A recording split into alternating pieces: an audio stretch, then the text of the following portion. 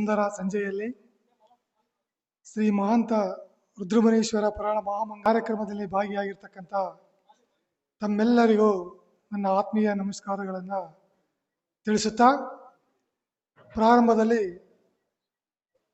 ಆಲ್ವಿ ಮಠದ ಲಿಂಗೈಕ್ಯ ಶ್ರೀಮನಿಪುರ ಮಹಾಂತ ಮಹಾಸ್ವಾಮಿಗಳವರ ಚರಣಕಮಲಗಳಿಗೆ ಪೊಡಮಟ್ಟು ತತ್ಸ್ವರೂಪಿಗಳು ವೈರಾಗ್ಯ ಮೂರ್ತಿಗಳು ಮಹಾ ತಪಸ್ವಿಗಳು ಆದಂತಹ ಲಿಂಗೈಕ್ಯ ಶ್ರೀಮನಿಪುರ ರುದ್ರಮುನಿ ಮಹಾಸ್ವಾಮಿಗಳವರ ಚರಣಕಮಲಗಳಿಗೆ ವಂದಿಸುತ್ತಾ ಮತ್ತು ಈ ಮಠದ ಮೊದಲಿನ ಪೀಠಾಧಿಪತಿಗಳಾಗಿರ್ತಕ್ಕಂತಹ ಲಿಂಗೈಕ್ಯ ಶ್ರೀಮನಿಪುರ ವಿರೂಪಾಕ್ಷ ಮಹಾಸ್ವಾಮಿಗಳ ಪಾದಗಳಿಗೆ ನಮಸ್ಕರಿಸುತ್ತಾ ಈ ಪುಣ್ಯ ಕಾರ್ಯಕ್ರಮದಲ್ಲಿ ಭಾಗಿಯಾಗಿ ವೇದಿಕೆ ಮೇಲೆ ಸಾನ್ನಿಧ್ಯವನ್ನು ವಹಿಸಿರ್ತಕ್ಕಂತಹ ಶ್ರೀಮನಿಪುರ ಅಭಿನವ ಮಹಾಂತ ಮಹಾಸ್ವಾಮಿಗಳು ಚರಣಗಿರಿ ಸಂಸ್ಥಾನ ಮಠ ಆಲ್ವಿ ಶ್ರೀಗಳ ಚರಣಕಮಲಗಳಿಗೆ ವಂದಿಸುತ್ತಾ ಮತ್ತು ಈ ಕಾರ್ಯಕ್ರಮದ ನೇತೃತ್ವ ವಹಿಸಿರ್ತಕ್ಕಂಥ ಷಷ್ಠಸ್ಥಲ ಬ್ರಹ್ಮ ಚರಣಕಮಲಗಳಿಗೆ ವಂದಿಸುತ್ತಾ ಮತ್ತು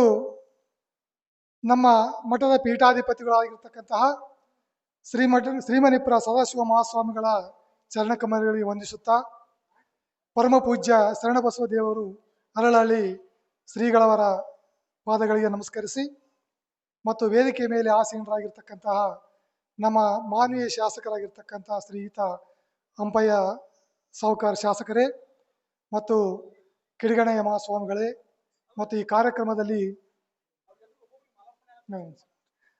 ಭಾಗಿಯಾಗಿರ್ತಕ್ಕಂಥ ಎಲ್ಲ ಹಿರಿಯರೇ ತಾಯಂದಿರೇ, ಈ ಸುಮಾರು 29ನೇ ತಾರೀಕಿನಿಂದ ಇಂದಿನವರೆಗೆ 16 ದಿವಸದವರೆಗೆ ನಿರಂತರವಾಗಿ ವಿಜೃಂಭಣೆಯಿಂದ ಸಾಗಿ ಬಂದಿರತಕ್ಕಂತಹ ರುದ್ರಮುನಿ ಮಹಾಸ್ವಾಮಿಗಳ ಪುರಾಣ ಇವತ್ತು ಮಹಾಮಂಗಲವಾಗುತ್ತದೆ. ಈ ಕಾರ್ಯಕ್ರಮದಲ್ಲಿ ಭಾಗಿಯಾಗಿರ್ತಕ್ಕಂಥ ಎಲ್ಲರನ್ನ ಸ್ವಾಗತಿಸಲು ನನಗೆ ತುಂಬ ಸಂತೋಷ ಎನಿಸುತ್ತದೆ. ಪ್ರಾರಂಭದಲ್ಲಿ ಈ ಕಾರ್ಯಕ್ರಮದ ಸಾನ್ನಿಧ್ಯವನ್ನು ವಹಿಸಿರ್ತಕ್ಕಂಥ ಶ್ರೀಮನಿಪುರ ಅಭಿನವ ಮಹಾಂತ ಮಹಾಸ್ವಾಮಿಗಳನ್ನು ನಾವು ಈ ಕಾರ್ಯಕ್ರಮಕ್ಕೆ ಹೃತ್ಪೂರ್ವಕವಾಗಿ ಸ್ವಾಗತಿಸುತ್ತಾ ನಮ್ಮ ಮಠದ ಸ್ವಾಮಿಗಳು ಅವರಿಗೆ ಮಾಲಾರ್ಪಣೆ ಮಾಡುವುದರ ಮುಖಾಂತರವಾಗಿ ಸ್ವಾಗತಿಸಬೇಕೆಂದು ಕೋರುತ್ತೇನೆ. ಈ ಕಾರ್ಯಕ್ರಮದ ನೇತೃತ್ವವನ್ನು ವಹಿಸಿರ್ತಕ್ಕಂಥ ಶಾಂತಮಲ್ಲ ಮಹಾಸ್ವಾಮಿಗಳು, ಪಟ್ಟದ ದೇವರು ಬೊಮ್ಮನಾಳ್ ಇವರನ್ನು ಕೂಡ ಆತ್ಮೀಯವಾಗಿ ಸ್ವಾಗತಿಸುತ್ತಾ ಶ್ರೀಗಳು ಮಾಲಾರ್ಪಣೆ ಮಾಡುವುದರ ಮುಖಾಂತರ ಸ್ವಾಗತಿಸಬೇಕಾಗಿ ವಿನಂತಿ. ಶ್ರೀಗಳವರಿಗೆ ಮಾಲಾರ್ಪಣೆ ಮಾಡುವುದರ ಮುಖಾಂತರ ಸ್ವಾಗತವನ್ನು ಕೋರುತ್ತೇನೆ. ಅದೇ ರೀತಿಯಾಗಿ ಈ ಮಠದ ಪೀಠಾಧಿಪತಿಗಳಾಗಿರ್ತಕ್ಕಂಥ ಸದಾಶಿವ ಮಹಾಸ್ವಾಮಿಗಳನ್ನು ಕೂಡ ಸ್ವಾಗತಿಸುತ್ತಾ ಮತ್ತು ಶಾಸಕರಾಗಿರ್ತಕ್ಕಂಥ ಅಂಪಯ್ಯ ಸಾವುಕಾರ ಅವರಿಗೆ ಮಾಲಾರ್ಪಣೆ ಮಾಡುವುದರ ಮುಖಾಂತರವಾಗಿ ಸ್ವಾಗತಿಸಬೇಕಂತ ಕೇಳ್ಕೊಳ್ಳುತ್ತೇನೆ. ಅದೇ ರೀತಿಯಾಗಿ ಕಿಡಿಗಣಯ್ಯ ಸ್ವಾಮಿಗಳನ್ನು ಕೂಡ ಆತ್ಮೀಯವಾಗಿ ಸ್ವಾಗತಿಸುತ್ತಾ ಮಾಲಾರ್ಪಣೆ ಮಾಡುವುದರ ಮುಖಾಂತರ ಸ್ವಾಗತಿಸಬೇಕಾಗಿ ವಿನಂತಿ.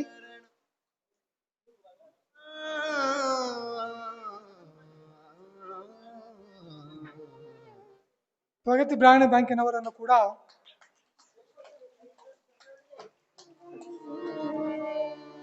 ಎಲ್ಲರೂ ಚಪ್ಪಾಳೆ ತಟ್ಟುವುದರ ಮುಖಾಂತರ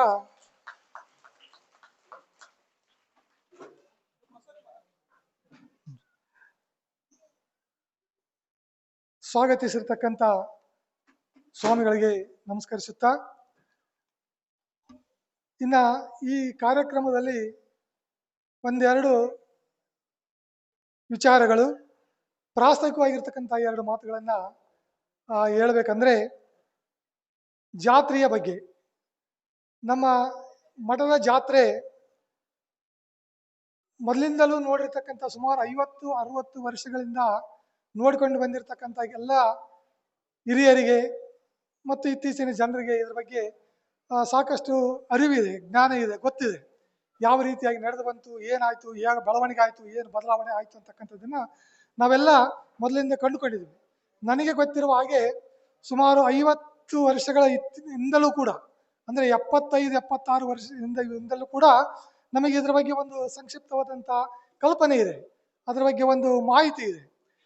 ಅದು ಹೇಳ್ಬೇಕಂದ್ರೆ ಪ್ರಾರಂಭದಲ್ಲಿ ಮಠದಲ್ಲಿ ನಾವು ಪುರಾಣ ಮಾಡ್ತಾ ಇದ್ವಿ 70ರ ದಶಕದಲ್ಲಿ. ಆ ಪುರಾಣ ಹೆಂಗಾಗ್ತಾ ಇತ್ತು ಅಂದರೆ, ಆ ಅಡಿಗೆ ಶಾಲೆ ಇದೆಯಲ್ಲ ಅಲ್ಲಿ ಪುರಾಣ ಆಗ್ತಾ ಇತ್ತು. ಆ ಸಂದರ್ಭದಲ್ಲಿ ತಿಮ್ಮಾಪುರ ಚೆನ್ನಯ್ಯ ಶಾಸ್ತ್ರಿಗಳು, ಪನ್ನೂರಿನ ಪಂಪಯ್ಯ ಸ್ವಾಮಿಗಳು ಅಂತಿದ್ರು. ಅವರು ಪುರಾಣ ಪ್ರವಚನ ಪಠನ ಮಾಡ್ತಾ ಇದ್ರು, ಶಾಸ್ತ್ರಗಳು ಪ್ರವಚನ ಮಾಡ್ತಾ ಇದ್ರು. ಅದು ಸುಮಾರು ವರ್ಷಗಳವರೆಗೆ ಹಾಗೆ ನಡೆದು ಬರ್ತಾ ಇತ್ತು. ಆಗಿನ ಸಂದರ್ಭದಲ್ಲಿ ಆರ್ಥಿಕ ಪರಿಸ್ಥಿತಿ ಅಷ್ಟೊಂದು ಗಟ್ಟಿಯಾಗಿರಲಿಲ್ಲ. ಆದಾಗ್ಯೂ ಕೂಡ ಊರಿನ ಹಿರಿಯರೆಲ್ಲರೂ ಕೂಡ ಸೇರಿಕೊಂಡು ಚಾತು ತಪ್ಪದೆ ಪ್ರತಿ ವರ್ಷ ನಮ್ಮ ಮಠದ ಪುರಾಣ ಮತ್ತು ಜಾತ್ರೆಯನ್ನ ಅತ್ಯಂತ ಶ್ರದ್ಧೆಯಿಂದ, ಭಕ್ತಿಯಿಂದ, ವಿಜೃಂಭಣೆ ಇಲ್ಲದೆ ಇದ್ರೂ ಕೂಡ ಶ್ರದ್ಧೆ ಮತ್ತು ಭಕ್ತಿಯಿಂದ ಚಾಚು ತಪ್ಪದೆ ಮಾಡಿಕೊಂಡು ಬರ್ತಾ ಇರ್ತಕ್ಕಂಥ ಒಂದು ಕಾಲ ಇತ್ತು. ಅದು ಆಗಿ ಹೋಗಿರ್ತಕ್ಕಂಥ ಘಟನೆ. ಅದಾದ ನಂತರ ವಿರೂಪಾಕ್ಷ ಮಹಾಸ್ವಾಮಿಗಳು ನಮ್ಮ ಮಠಕ್ಕೆ ಪೀಠಾಧಿಪತಿಗಳಾಗಿ ಬಂದ ನಂತರ ಅದರ ಚಿತ್ರಣವೇ ಬದಲಾಯಿತು. ಸರಿಸುಮಾರು 78-79 ಇಸ್ವಿಯಲ್ಲಿ ವಿರೂಪಾಕ್ಷ ಮಹಾಸ್ವಾಮಿಗಳು ನಮ್ಮ ಮಠಕ್ಕೆ ಬಂದ ನಂತರ ನಮ್ಮ ಮಠದ ಪುರಾಣ, ನಮ್ಮ ಮಠದ ಜಾತ್ರೆ, ಅದರ ಒಂದು ಕಲ್ಪನೆ, ಅದರ ಚಿತ್ರಣ, ರೂಪ ಬಹಳಷ್ಟು ಬದಲಾವಣೆ ಆದದ್ದನ್ನ ನಾವೆಲ್ಲರೂ ನೋಡಿದ್ದೀವಿ ಕೂಡ, ಅದಕ್ಕೆ ಸಾಕ್ಷಿ ಆಗಿದ್ದೀವಿ ಕೂಡ. ಅದು ಏನಪ್ಪಾ ಅಂದ್ರೆ, ವಿರೂಪಾಕ್ಷ ಸ್ವಾಮಿಗಳು ಬಂದ ನಂತರ ಪ್ರತಿ ವರ್ಷ 1 ತಿಂಗಳ ಪರ್ಯಂತ ಪುರಾಣವನ್ನು ಮಾಡ್ತಾ ಇದ್ರು. ಪ್ರತಿ ವರ್ಷ ದೊಡ್ಡ ದೊಡ್ಡ ಶರಣರ ಪುರಾಣವನ್ನ ಹಚ್ತಾ ಇದ್ರು, ಮಾಡ್ತಾ ಇದ್ರು. ಪುರಾಣ ಪ್ರಾರಂಭ ಆಯಿತು ಅಂದ್ರೆ ವಿರೂಪಾಕ್ಷ ಮಹಾಸ್ವಾಮಿಗಳ ಒಂದು ಲವಲವಿಕೆ ಏನಿತ್ತಲ್ಲ, ಅವರು ರಾತ್ರಿ ನಿದ್ದೆ ಕೂಡ ಮಾಡ್ತಾ ಇರಲಿಲ್ಲ, ಅಷ್ಟು ಲವಲವಿಕೆ ಇರ್ತಾ ಇತ್ತು. ಬಹಳ ಆಸಕ್ತಿ. ಅವರ ಒಂದು ಸ್ವರೂಪನೇ ಬದಲಾಗಿಬಿಡ್ತಿತ್ತು ಪುರಾಣ ಪ್ರಾರಂಭ ಆಯ್ತು ಅಂದ್ರೆ. ಅಷ್ಟು ಉತ್ಸಾಹದಿಂದ ಭಾಗಿಯಾಗ್ತಾ ಇದ್ರು.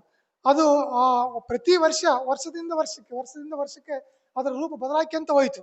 ಅತಿ ವಿಜೃಂಭಣೆಯಿಂದ ಬದಲಾಗ್ತಕ್ಕಂಥ ಪರಿಸ್ಥಿತಿ ಬಂತು. ಯಾವುದೇ ಆಗಲಿ ಒಂದು ಬದಲಾವಣೆ ನಿಸರ್ಗದ ನಿಯಮ, ಯಾವುದೂ ಕೂಡ ನಿಂತ ನೀರಾಗಬಾರ್ದು. ಅದು ಬದಲಾವಣೆ ಆಗ್ತಕ್ಕಂಥದ್ದು ಪರಿಸರದ ನಿಯಮ.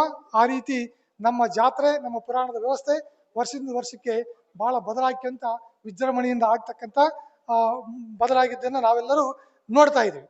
ಮತ್ತು ನಮ್ಮ ಪುರಾಣದ ನಮ್ಮ ಜಾತ್ರೆಯ ವಿಶೇಷತೆ ಏನಂತಂದ್ರೆ, ಪ್ರತಿಯೊಬ್ಬರಿಗೂ ತಾವು ನೋಡಿದ ಹಾಗೆ, ತಿಳಿದುಕೊಂಡ ಹಾಗೆ ಪ್ರತಿ ವರ್ಷ ನಮ್ಮಲ್ಲಿ ಪ್ರಾರಂಭದಲ್ಲಿ ಏನಾಗ್ತದೆ, ಬೆಳಿಗ್ಗೆ ಧ್ವಜಾರೋಹಣ ಆಗ್ತದೆ.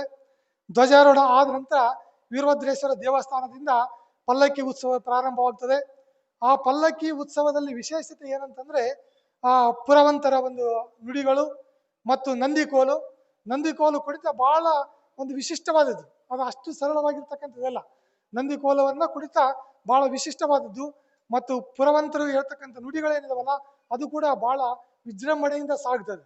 ಅದು ಅದರ ಒಂದು ವಿಶೇಷತೆನೇ ಇದೆ. ಅದು ಜೊತೆಗೆ ಬೇರೆ ಬೇರೆ ಶಾಲಾ ಮಕ್ಕಳಿಂದ ನೃತ್ಯ ಇವೆಲ್ಲವೂ ಕೂಡ ನಡೀತವೆ. ಸುಮಾರು ಒಂದು 3-4 ತಾಸುಗಳವರೆಗೆ ನಿರಂತರವಾಗಿ ರುದ್ರಮುನೀಶ್ವರ ಭಾವಚಿತ್ರದ ಮೆರವಣಿಗೆ, ನಂದಿಕೋಲು ವ್ಯವಸ್ಥೆ ಮತ್ತು ಪುರವಂತರ ಮೆರವಣಿಗೆ ಇದು ಬಹಳ ಆಸಕ್ತಿ ಮತ್ತು ವಿಜೃಂಭಣೆಯಿಂದ ನಡೆದುಕೊಂಡು ಬರುತ್ತೆ. ಬಂದ ನಂತರ ಮಠದಲ್ಲಿ ಮತ್ತು ಇನ್ನೊಂದು ವಿಶೇಷತೆ ಏನಂದ್ರೆ, ಜಂಗಮ ವಟುಗಳಿಗೆ ಭಕ್ತಿಯ ಕಾಣಿಕೆ. ಸುಮಾರು 500-600 ಜಂಗಮ ವಟುಗಳಿಗೆ ಭಕ್ತಿ ಕಾಣಿಕೆ ನಮ್ಮ ಮಠದಲ್ಲಿ ಕೊಡ್ತಾರೆ. ಇದು ಯಾವುದೇ ಮಠ ಮಂದಿರಗಳಲ್ಲಿ ಇಲ್ಲದೆ ಇರತಕ್ಕಂಥ ಒಂದು ವಿಶಿಷ್ಟವಾದಂಥ ಆಲಿ ಮಠದಲ್ಲಿ ಆಗ್ತದೆ ಮತ್ತು ನಮ್ಮ ಮಠದಲ್ಲಿ ಆಗ್ತದೆ. ಬಹಳಷ್ಟು ಜನರು ಬಹಳಷ್ಟು ಮಠಗಳಲ್ಲಿ ನೋಡಿರ್ತೀರಿ, ಜಂಗಮ ಮಠಗಳಿಗೆ ಭಕ್ತಿ ಕಾಣಿಕೆ ಕೊಡ್ತಕ್ಕಂಥ ಒಂದು ವಿಶಿಷ್ಟವಾದಂಥ ಒಂದು ಪದ್ಧತಿ, ವಿಶಿಷ್ಟವಾದಂಥ ಒಂದು ಸಂಪ್ರದಾಯ ನಮ್ಮ ಮಠದಲ್ಲಿ ನಾವು ಬಹಳ ಕಾಣ್ತೀವಿ. ಅದು ಏನ್ ತೋರಿಸ್ತದೆ ಅಂತಂದ್ರೆ, ಈ ಜಂಗಮ ಮತ್ತು ಭಕ್ತರ ನಡುವಿರ್ತಕ್ಕಂಥ ಒಂದು ಅವಿನಾಭಾವ ಸಂಬಂಧ ಮತ್ತು ಭಕ್ತಿಯ ಒಂದು ಕಲ್ಪನೆ, ನಾವು ಅವ್ರ ಬಗ್ಗೆ ಇಟ್ಟಿರ್ತಕ್ಕಂಥ ಗೌರವ, ಇದು ಒಂದು ವಿಶಿಷ್ಟವಾಗಿರ್ತಕ್ಕಂಥ ಕಾರ್ಯಕ್ರಮ. ಇದು ಆದ ನಂತರ ಅನ್ನದಾಸೋಹ ಆಗ್ತದೆ. ದಾಸೋಹ ಆದ ನಂತರ ಮುಂದೆ ರಥೋತ್ಸವ, ತೇರು ಎಳಿತಕ್ಕಂಥ ಕಾರ್ಯಕ್ರಮ. ಈ ತೇರು ಎಳಿತಕ್ಕಂಥ ಕಾರ್ಯಕ್ರಮ ಏನಿದೆಯಲ್ಲ, ಮೊದಲು ಉಚ್ಚಾಯ ಅಂತ ಮಾಡ್ತಾ ಇದ್ರು, ಸಂಕ್ಷಿಪ್ತವಾಗಿ ಉಚ್ಚಾಯ ಅಂತ ಮಾಡ್ತಾ ಇದ್ರು. ಅದಾದ ನಂತರ ತೇರು ಬಂತು. ಅಭಿನವ ರುದ್ರಮುನಿ ಮಹಾಸ್ವಾಮಿಗಳ ಒಂದು ಸಾರಥ್ಯದಲ್ಲಿ, ಅವರ ನೇತೃತ್ವದಲ್ಲಿ, ಅವರ ಅವಧಿಯಲ್ಲಿ ತೇರು ಸಜ್ಜಾಯ್ತು.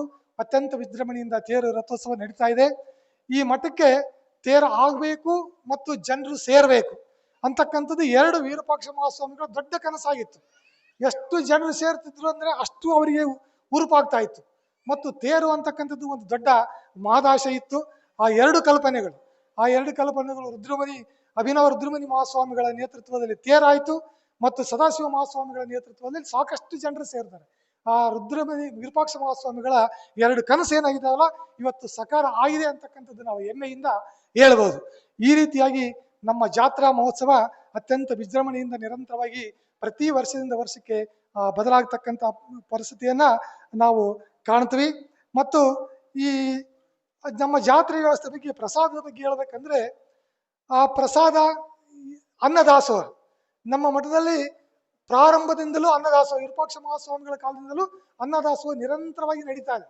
ಅನ್ನದಾಸೋಹ ಅಂದ್ರೆ ಚಿಕ್ಕಲ್ಪರಿವು ಮಠ ಅಂತ ಹೇಳ್ತಾರೆ. ಬೇರೆ ಬೇರೆ ಕೇಳಿದ್ರೆ ನೀವು ಹೆಸರು ಅಂದ್ರೆ ಅನ್ನದಾಸೋಹ ಅಂದ್ರೆ ಚಿಕ್ಕಲ್ಪರಿವು ಮಠ, ಅಷ್ಟರ ಮಟ್ಟಿಗೆ ಪ್ರಸಿದ್ಧಿ ಆಗಿದೆ ನಮ್ಮ ಮಠದಲ್ಲಿ ಪ್ರಸಾದ ಅನ್ನದಾಸೋಹ. ಯಾರೇ ಬರಲಿ, ವಿರೂಪಾಕ್ಷ ಸ್ವಾಮಿಗಳು ಮತ್ತು ಈಗಿನ ಸ್ವಾಮಿಗಳು ಇದ್ದಾಗೆ ಕೂಡ ಮೊದಲು ಮಠಕ್ಕೆ ಬಂದ್ರೆ ಅಲ್ಲಿ ಕಾಲು ತೊಳ್ಕೋಬೇಕು, ಗದ್ದೆಗೆ ನಮಸ್ಕಾರ ಮಾಡಬೇಕು, ಆಮೇಲೆ ಪ್ರಸಾದ ಆಗಬೇಕು, ಮುಂದಿನ ವಿಚಾರ. ವಿರೂಪಾಕ್ಷ ಸ್ವಾಮಿಗಳು ಅಷ್ಟು ಒಂದು ಕಟ್ಟುನಿಟ್ಟಿನ ಒಂದು ನಿಯಮ ಇತ್ತು. ಈ ರೀತಿ ಆ ಸಂದರ್ಭದಲ್ಲಿ ಆರ್ಥಿಕವಾಗಿ ಅಷ್ಟು ಸಫಲರಾಗಿ ಇಲ್ಲದಿದ್ರು ಕೂಡ ವಿರೂಪಾಕ್ಷ ಮಹಾಸ್ವಾಮಿಗಳು ನೆಲ್ಲು ಪಟ್ಟಿ ಮಾಡ್ತಾ ಇದ್ರು. ಹಳ್ಳಿ ಹಳ್ಳಿಗೆ ಹೋಗಿ ಪಟ್ಟಿ ಮಾಡಿ ದಾಸೋಹವನ್ನು ನಡೆಸ್ತಕ್ಕಂಥದ್ದು. ಅಷ್ಟರ ಮಟ್ಟಿಗೆ ಅನ್ನದಾಸೋಹ ನಮ್ಮ ಮಠದಲ್ಲಿ ಇದೆ. ಅಂದ್ರೆ ನಾವು ಯಾವುದು ದೊಡ್ಡ ದೊಡ್ಡ ಮಠಗಳಲ್ಲಿ ನೋಡ್ತೀವಿ ನೋಡ್ರಿ, ಒಂದು ಶಿಕ್ಷಣ ದಾಸೋಹ, ಒಂದು ಅನ್ನದಾಸೋಹ, ಇವೆಲ್ಲ ಏನಿದಾವಲ್ಲ, ನಮ್ಮ ಮಠ ಇವತ್ತು ಅನ್ನದಾಸೋಹಕ್ಕೆ ಬಹಳ ಪ್ರಸಿದ್ಧಿಯಾಗಿದೆ. ದಿನನಿತ್ಯ ಮಾತು ಒಂದು ಕಡೆ ಆದ್ರೆ, ಮತ್ತು ಮುಖ್ಯವಾಗಿ ಸಂಕ್ರಮಣದ ಸಂಕ್ರಮಣದಲ್ಲಿ ನೋಡ್ರಿ ಎಷ್ಟು ಸಾವಿರಾರು ಜನರು ಬರ್ತಾರೆ. ಅಷ್ಟು ಜನರು ಬಂದರೂ ಕೂಡ ಒಬ್ಬರಿಗೂ ತೊಂದರೆ ಆಗದಂತೆ ಅನ್ನದಾಸೋಹ ಇರ್ತದೆ. ಮತ್ತು ಪುರಾಣ ಮುಕ್ತಾಯದ ಸಂದರ್ಭದಲ್ಲಿ ಮತ್ತು ನಿರಂತರವಾಗಿ ದಿನ ಸಾವಿರಾರು ಜನರು ಕೂಡ ಅನ್ನದಾಸೋಹ ಇರ್ತದೆ. ಪ್ರಸಾದ ತಗೊಂತಾರೆ. ಆ ಪ್ರಸಾದ ಮಾಡುವುದಷ್ಟೇ ಅಲ್ಲ, ಅಚ್ಚುಕಟ್ಟಾಗಿ ಶಿಸ್ತಿನಿಂದ ಅತ್ಯಂತ ಶ್ರದ್ಧೆಯಿಂದ ಆಗ್ತದೆ. ಬರೀ ಪ್ರಸಾದ ಕೊಡೋದು ಅಷ್ಟೇ ಮುಖ್ಯ ಅಲ್ಲ, ಅದರ ನಿರ್ವಹಣೆ ಹೆಂಗಿದೆ ಅಂದ್ರೆ ಅಲ್ಲಿ ಶ್ರದ್ಧೆ ಇದೆ, ಭಕ್ತಿ ಇದೆ ಮತ್ತು ಅದರಲ್ಲಿ ತ್ಯಾಗ ಇದೆ. ಈ ರೀತಿ ನಮ್ಮ ಮಠ ಪ್ರಸಾದಕ್ಕೂ ಕೂಡ ಅನ್ನದಾಸೋಹಕ್ಕೂ ಕೂಡ ಬಹಳ ಪ್ರಸಿದ್ಧಿಯಾದದ್ದು ಅಂತಕ್ಕಂಥ ಮಾತನ್ನ ಹೇಳುತ್ತಾ, ಮತ್ತು ಈ ತಿಂಗಳ ಪರ್ಯಂತ ನೀವು ನೋಡ್ತೀರಿ, ಪ್ರತಿ ದಿನವೂ ಕೂಡ ವಿಶಿಷ್ಟವಾದಂಥ ಸಿಹಿ ತಿಂಡಿ ಹೋಳಿಗೆ ಮಾಡಿ ನೀಡ್ತಕ್ಕಂಥ ಅಷ್ಟು ಸುಲಭದ ಕೆಲಸ ಅಲ್ಲ. ಬಹಳ ಅಚ್ಚುಕಟ್ಟಾಗಿ ಎಲ್ಲರೂ ಅದನ್ನ ಭಾಗಿಯಾಗ್ತಾರೆ. ಇದು ನಮ್ಮ ಮಠದ ಪ್ರಸಾದದ ಬಗ್ಗೆ ಇರ್ತಕ್ಕಂಥ ಒಂದೆರಡು ವಿಚಾರಗಳು. ಮತ್ತು ಪುರಾಣದ ಬಗ್ಗೆ ಹೇಳ್ಬೇಕಂತಂದ್ರೆ, ಸುಮಾರು ಪುರಾಣ ಪ್ರತಿ ವರ್ಷನೂ ಮೊದಲಿಂದ ಆಗ್ತಾ ಇತ್ತು, ಈಗ ಕೂಡ ಆಗ್ತಾ ಇದೆ.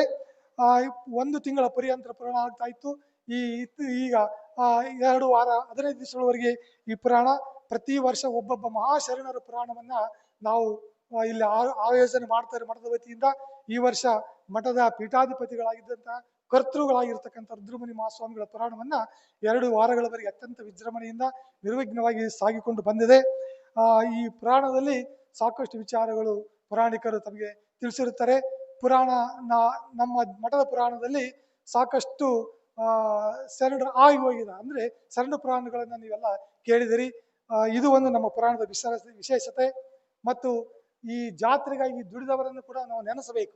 ದುಡಿಯೋರನ್ನು ನೆನೆಸಬೇಕು, ದುಡಿದ ಆಗಿ ಹೋದವರನ್ನು ಕೂಡ ನೆನೆಸಬೇಕು. ಮೊದಲಿಂದಲೂ ಕೂಡ ಜಾತ್ರೆಗಾಗಿ ಸಾಕಷ್ಟು ಜನರು ತನು ಮನ ಧನದಿಂದ ದುಡಿತಾ ಇದ್ದಾರೆ. ಯಾರೊಬ್ಬರ ಹೆಸರನ್ನು ವೈಯಕ್ತಿಕವಾಗಿ ಹೇಳುವುದು ಇಲ್ಲಿ ಅಲ್ಲದೇ ಇದ್ರೂ ಕೂಡ ಪ್ರತಿಯೊಬ್ಬ ಭಕ್ತರು, ಪ್ರತಿಯೊಬ್ಬ ಹಿರಿಯರು, ನಮ್ಮ ಊರಿನ ಹಿರಿಯರು ಮಾತ್ರ ಅಲ್ಲ, ನಮ್ಮ ಊರಿನ ಸುತ್ತಮುತ್ತಲಿನ ಎಲ್ಲ ಹಿರಿಯರು ಎಲ್ಲರೂ ಕೂಡ, ಅದು ಉಮಿಳಿಪನ್ನೂರು ಆಗಿರ್ಬೋದು, ಮೊದಲಾಪುರ ಆಗಿರ್ಬೋದು, ಮಾನ್ವಿ ಆಗಿರ್ಬೋದು, ನಿಡಿಗೊಳ, ತಿಡಿಗೊಳ, ಪ್ರತಿಯೊಂದು 100 ಹಳ್ಳಿಗಳ ಭಕ್ತರು ಅತ್ಯಂತ ಶ್ರದ್ಧೆ ಭಕ್ತಿಯಿಂದ ನಮ್ಮ ಜಾತ್ರೆಗಾಗಿ ದುಡಿತಾ ಇದ್ದಾರೆ. ದುಡಿದವರು ಕೂಡ ಹಣದ ಕಾಸಿನ ದೃಷ್ಟಿಯಿಂದ ಆಗಿರ್ಬೋದು, ದೈಹಿಕ ಶ್ರಮ ಇರ್ಬೋದು, ಅದನ್ನೇ ಹೇಳ್ತೀನಲ್ಲ, ತನು ಮನ ಧನದಿಂದ ತಮ್ಮ ಸೇವೆಯನ್ನು ನೀಡಿದ್ದಾರೆ. ಇಲ್ಲಿ ಪುರಾಣದಲ್ಲಿ ಜಾತ್ರಾ ಮಹೋತ್ಸವದಲ್ಲಿ ಊಟಕ್ಕೆ ನೀಡೋದಾಗ್ಲಿ, ಪ್ರತಿಯೊಂದು ಯಾರು ಹೇಳೋದಿಲ್ಲ, ತಾವೇ ಅಡಿಗೆ ಮಾಡುವುದು ಕೂಡ ಸ್ವ ಇಚ್ಛೆಯಿಂದ ಇದರಲ್ಲಿ ಭಾಗಿಯಾಗಿ ಭಕ್ತಿಯಿಂದ ಸೇವೆಯನ್ನು ಸಲ್ಲಿಸ್ತಾರೆ. ಇದು ಕೂಡ ನಮ್ಮ ಮಠದ ವಿಶೇಷ. ಮತ್ತು ನಮ್ಮ ಜಾತ್ರೆ ಮತ್ತು ಪುರಾಣ ಇದರಲ್ಲಿ ಎಲ್ಲರ ಸಹಕಾರ ಇದೆ. ಮತ್ತು ವಿಶೇಷವಾಗಿ ನಮ್ಮ ಆಲ್ವಿ ಶ್ರೀಗಳು ಪ್ರತಿ ವರ್ಷ ಆಲ್ವಿ ಶ್ರೀಗಳು ತಮ್ಮೆಲ್ಲ ಕೆಲಸ ಕಾರ್ಯಗಳನ್ನು ಬಿಟ್ಟು ನಮ್ಮ ಮಠದ ಜಾತ್ರೆ ಮತ್ತು ಪುರಾಣ ಕಾರ್ಯಕ್ರಮದಲ್ಲಿ ಬಹಳ ಆಸಕ್ತಿಯಿಂದ ಶ್ರದ್ಧೆಯಿಂದ ನಮ್ಮ ಮಠದ ಶ್ರೀಗಳಿಗೆ ಸಲಹೆ ಮಾರ್ಗದರ್ಶನ ನೀಡುತ್ತಾ ಸಹಾಯ ಸಹಕಾರ ಮಾಡುತ್ತಾ, ಅವರ ಸಹಾಯ ಸಹಕಾರವನ್ನು ನಾವು ಯಾವತ್ತೂ ಕೂಡ ಮರೆಯೋದಕ್ಕೆ ಸಾಧ್ಯ ಇಲ್ಲ. ಯಾಕಂದ್ರೆ ಒಂದು ದಿವಸ ಬಂದು ಹೋಗೋದಾಗ್ಲಿ ಹಂಗಿಲ್ಲ. ಪ್ರತಿ ವರ್ಷ ಪ್ರತಿ ಪುರಾಣ ಪ್ರಾರಂಭವಾದಾಗ ಸುಮಾರು ದಿವಸಗಳವರೆಗೆ ನಿರಂತರವಾಗಿ ಉಪಸ್ಥಿತಿ ಇದ್ದು ಸಾನ್ನಿಧ್ಯವನ್ನು ವಹಿಸಿಕೊಂಡು ತಮ್ಮ ವಿಚಾರಗಳನ್ನ, ತಮ್ಮ ವಿತರಣೆಗಳನ್ನ ಮತ್ತು ಆಶೀರ್ವಚನ ನೀಡುತ್ತಾ ನಮ್ಮ ಮಠದ ಕಣ್ಣು ಮತ್ತು ಕಿವಿಯಾಗಿ ಮತ್ತು ಶಕ್ತಿಯಾಗಿ ಅವರು ಸಹಾಯ ಮಾಡ್ತಾ ಇದ್ದಾರೆ. ಆಲ್ವಿ ಶ್ರೀಗಳು ಮತ್ತು ಎಲ್ಲ ಶ್ರೀಗಳು ಎಲ್ಲರೂ ಮೊದಲ ಕಾಲದಲ್ಲಿ ವಿರೂಪಾಕ್ಷ ಮಹಾಸ್ವಾಮಿಗಳು, ನಂತರ ಬಂದಿರತಕ್ಕಂಥ ಅಭಿನವ ರುದ್ರಮುನಿ ಮಹಾಸ್ವಾಮಿಗಳು, ಈಗಿನ ಸದಾಶಿವ ಮಹಾಸ್ವಾಮಿಗಳು ಎಲ್ಲರೂ ಕೂಡ ನಮ್ಮ ಜಾತ್ರೆಗಾಗಿ ಮತ್ತು ಇದಕ್ಕೆ ಸಾಕಷ್ಟು ಶ್ರಮವನ್ನ ಹಾಕಿದ್ದಾರೆ. ಅವರೆಲ್ಲರ ಒಂದು ಶ್ರಮವನ್ನ, ಅವರೆಲ್ಲರ ಸೇವೆಯನ್ನ ನಾವು ಯಾವತ್ತೂ ಕೂಡ ಮರೆಯಲಿಕ್ಕೆ ಸಾಧ್ಯ ಇಲ್ಲ ಅಂತಕ್ಕಂಥ ಮಾತನ್ನು ಹೇಳುತ್ತಾ, ಯಾಕಂದ್ರೆ ಜಾತ್ರೆಯ ಸಂದರ್ಭದಲ್ಲಿ ಯಾರ್ಯಾರು ತಮ್ಮ ಸೇವೆಯನ್ನು ಮಾಡಿರ್ತಾರೋ ಅವರೆಲ್ಲರನ್ನ ಕೃತಜ್ಞತಾಪೂರ್ವಕವಾಗಿ ನೆನೆಸುವುದು ನಮ್ಮ ಧರ್ಮ, ನಮ್ಮ ಒಂದು ಮಹತ್ವವಾಗಿರ್ತಕ್ಕಂಥ ವಿಚಾರ. ಆ ಕಾರಣಕ್ಕಾಗಿ ಅವರೆಲ್ಲರನ್ನ ನೆನಪಿಸುತ್ತಾ ಅವರಿಗಾಗಿ ನನ್ನ ನಮಸ್ಕಾರಗಳನ್ನು ಮಠದ ವತಿಯಿಂದ ಹೇಳುತ್ತಾ, ಮತ್ತು ಇನ್ನೊಂದು ಮುಖ್ಯವಾದಂಥ ವಿಶೇಷ ಏನಂದ್ರೆ ಶತಮಾನೋತ್ಸವ. ನೋಡಿ, ರುದ್ರಮುನಿ ಮಹಾಸ್ವಾಮಿಗಳು ಲಿಂಗೈಕ್ಯರಾಗಿ 100 ವರ್ಷ, ಇನ್ನು 2 ವರ್ಷಗಳಲ್ಲಿ 100 ವರ್ಷ ಆಗ್ತಾ ಇದೆ. ಇದು 98ನೇ ಗುಣ, ಅಥವಾ ಮುಂದಿನ 2027ರಲ್ಲಿ 99, 2028ರಲ್ಲಿ ಶತಮಾನೋತ್ಸವ ಆಗ್ತಾ ಇದೆ. ನೀವೆಲ್ಲರೂ ಕೂಡಿ ಈ ಶತಮಾನೋತ್ಸವವನ್ನ ಅತ್ಯಂತ ವಿಜೃಂಭಣೆಯಿಂದ ಆಚರಿಸಬೇಕು ಅಂತಕ್ಕಂಥ ಸಂಕಲ್ಪವನ್ನು ಮಾಡೋಣ. ವರ್ಷದ ಉದ್ದಕ್ಕೂ ಕಾರ್ಯಕ್ರಮಗಳನ್ನು ನಡೆಸಿ, ವಿಶಿಷ್ಟವಾಗಿರ್ತಕ್ಕಂಥ ಕಾರ್ಯಕ್ರಮಗಳನ್ನು, ಶತಮಾನೋತ್ಸವ ಅಂದ್ರೆ ಬರೀ ಪ್ರತಿ ವರ್ಷ ಆಚರಣೆ ಮಾಡುವುದಲ್ಲ, ಅದಕ್ಕೊಂದು ವಿಶಿಷ್ಟತೆ, ವಿಶೇಷವಾಗಿರ್ತಕ್ಕಂಥ ಯೋಜನೆಗಳನ್ನು ಹಾಕಿಕೊಂಡು ಮಹಾಸ್ವಾಮಿಗಳ, ಆಲ್ವಿ ಶ್ರೀಗಳ ಮತ್ತು ಸದಾಶಿವ ಮಹಾಸ್ವಾಮಿಗಳ ಮಾರ್ಗದರ್ಶನದಲ್ಲಿ, ಅವರ ನೇತೃತ್ವದಲ್ಲಿ ಈ ಶತಮಾನೋತ್ಸವನ್ನ ಅತ್ಯಂತ ಅಚ್ಚುಕಟ್ಟಾಗಿ, ಅತ್ಯಂತ ವಿಜೃಂಭಣೆಯಿಂದ ಅಜರಾಮರವಾಗಿ ಉಳಿಯುವಂತೆ ಈ ಶತಮಾನೋತ್ಸವವನ್ನು ಆಚರಿಸೋಣ ಅಂತಕ್ಕಂಥ ಮಾತನ್ನು ತಮ್ಮೆಲ್ಲರಿಗೂ ತಿಳಿಸುತ್ತಾ, ಇದು ನೆನಪಿಸುತ್ತಾ ನನ್ನ 2 ಪ್ರಾಸ್ತಾವಿಕ ಮಾತುಗಳನ್ನು ಮುಗಿಸುತ್ತೇನೆ. ಮುಂದಿನ ಕಾರ್ಯಕ್ರಮ ಗೌರವ ಸಮರ್ಪಣೆ. ತಮ್ಮೆಲ್ಲರಿಗೂ ವಂದನೆಗಳನ್ನು ಹೇಳುತ್ತಾ ಮುಂದಿನ ಕಾರ್ಯಕ್ರಮವನ್ನ ಈ ಪುರಾಣ ನಡೆಸ್ಕೊಡ್ತಾರೆ. ಮತ್ತು ಇನ್ನೊಂದು ಮುಖ್ಯವಾಗಿ ಅಂತಂದ್ರೆ 2 ವಾರಗಳವರೆಗೆ ನಿರಂತರವಾಗಿ ಪುರಾಣ ಪ್ರವಚನ ಮಾಡಿರ್ತಕ್ಕಂತಹ ಪುರಾಣ ಸಿರಿ ವೇದಮೂರ್ತಿ, ಪುರಾಣ ಸಿರಿ ಅಂತ ಹೆಸರಿದೆ ನೋಡ್ರಿ. ಸಿರಿ ಅಂದ್ರೆ ಸಂಪತ್ತು, ಪುರಾಣದ ಸಂಪತ್ತು, ಅವರ ನುಡಿಗಳೇ ಸಂಪತ್ತು, ಅವರ ಪ್ರವಚನವೇ ಸಂಪತ್ತು. ಪುರಾಣ ಶ್ರೀ ವೇದಮೂರ್ತಿ ಶಿವಾಚಾರ್ಯ ಶಾಸ್ತ್ರಿಗಳು ಗಿಣವಾರ ಇವರಿಗೆ ಮತ್ತು ವೇದಮೂರ್ತಿ ಸಿದ್ದಯ್ಯ ಸ್ವಾಮಿ ಮದ್ಲಾಪುರ ಇವರ ಸೇವೆಯನ್ನು ಕೂಡ ನಾವು ಮರೆಯುವಂತಿಲ್ಲ. ನಿರಂತರವಾಗಿ 2 ವಾರವರೆಗೆ ಪ್ರತಿ ವರ್ಷ ಕೂಡ ಅವರ ತಬಲ ಸೇವೆಯನ್ನು ನೀಡಿದ್ದಾರೆ. ಅವರನ್ನು ಕೂಡ ಸ್ಮರಿಸುತ್ತಾ ಈ ಕಾರ್ಯಕ್ರಮದಲ್ಲಿ ಒಂದೆರಡು ಸ್ವಾಗತ ಮಾಡುವುದಕ್ಕೂ ಮತ್ತು ಪ್ರಾಸ್ತಾವಿಕವಾಗಿ ಮಾತಾಡುವುದಕ್ಕೆ ಅವಕಾಶ ಮಾಡಿಕೊಟ್ಟಿರ್ತಕ್ಕಂಥ ತಮ್ಮೆಲ್ಲರಿಗೂ ಮತ್ತು ವೇದಿಕೆಗೆ ವಂದಿಸುತ್ತಾ ನನ್ನ ಪ್ರಾಸ್ತಾವಿಕ ನುಡಿಗಳನ್ನು ಮುಗಿಸ್ತೇನೆ. ನಮಸ್ಕಾರ.